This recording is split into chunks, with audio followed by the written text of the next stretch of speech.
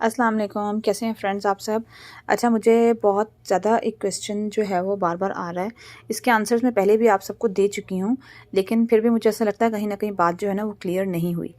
अभी जिस तरह हमारा जो वेट लॉस का ग्रुप बेसिकली जो इन प्रोग्रेस है, और इसके अलावा मेरे और भी कुछ क्लाइंट्स हैं जिनको ये क्वेश्चंस बहुत तंग करता है, तो मैंने सोचा एक छोटे सा वीडियो क्लिप बनाती हूँ आप सबके लिए। तो इससे रिलेटेड किसी को कोई क्यूरी होगी तो वो भी सॉल्व हो जाएगी इंशाल्लाह।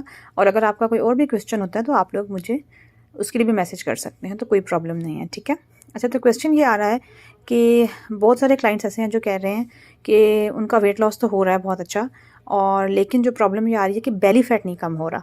ठीक है, मतलब बेली फैट जो है वो बहुत एक ज़ाहिर है एक रेजिस्टेंट टाइप का, बेसिकली बहुत ही स्टबर्न फैट होता है जो कि बहुत आसानी से आप कह लें कि वो आपको मतलब उसके रिजल्ट्स बहुत जल्दी जल्दी नज़र नहीं आते। तो ऐसा क्यों है ये मैं इस छोटी सी वीडियो में आप लोगों को मतलब बताना चाहूँगी, ठीक है। तो बेसिकली बताने का मकसद ये है कि जो बेली फैट होता है ना, ये हमारा डाइट फैट नहीं होता। तो एक बहुत इंपॉर्टेंट चीज़ समझने वाली है। हम लोग समझते हैं कि हम ओवरऑल अगर मोटे हैं तो हमारा मोटापा जो है वो बाकी हमारी जिस तरह बॉडी पार्ट्स में फैट है उसकी तरह ही है, काम कर रहा है। बट ऐसा नहीं होता। जो हमारा ये जो बेली फैट होता है ना, ये हमारा ये डाइट फैट नहीं होता। ये बेसिकली हमारा हार्मोनल फैट होता है। और वो कौन सा हार्मोन है जो ये बेली फैट में हमें नज़र आता है? वो कोर्टिसोल का हार्मोन होता है।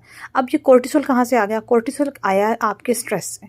तो मैं अपने हर क्लाइंट को यही बार बार समझाती हूँ कि आप लोगों के अंदर जब तक स्ट्रेस का फैक्टर कम नहीं होगा, वो इमोशनली स्ट्रेस भी हो सकता है, वो कोई फिजिकली स्ट्रेस भी हो सकता है, वो कोई इमोशनल स्ट्रेस भी हो सकता है, ठीक है। ये इनसाइड भी उसके इनर फैक्टर्स भी, इंटरनल भी कोई रीज़न हो सकता है और एक्सटर्नल कॉजेज भी हो सकते हैं स्ट्रेस के।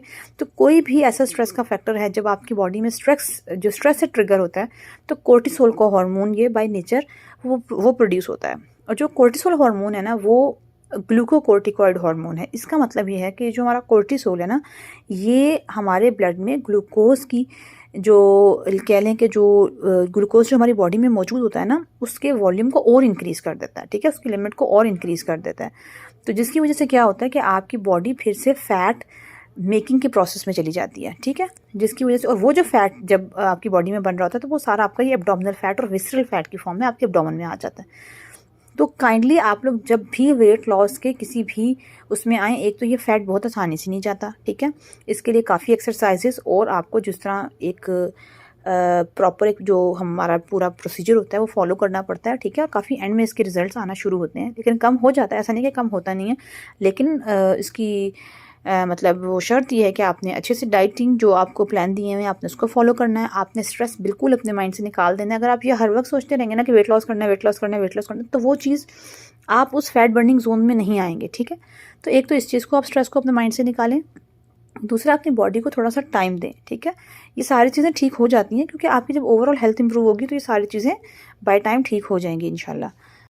हमारा बिल्कुल भी टारगेट ये नहीं है कि आपको सिर्फ हमने फ़िज़िकली हेल्दी बनाना है। हमारा टारगेट है कि आपको हम फ़िज़िकली भी हेल्दी बनाएं और आपको मेंटली भी हेल्दी बनाएं, ठीक है।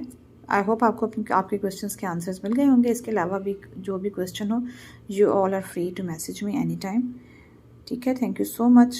और मज़ीद अपडेट के लिए आप हमारे पेज को लाइक कर सकते हैं और डायरेक्ट व्हाट्सएप पे मैसेज भी करके कांटेक्ट कर सकते हैं, ठीक है। Thank you so much. अल्लाह हाफ़िज़।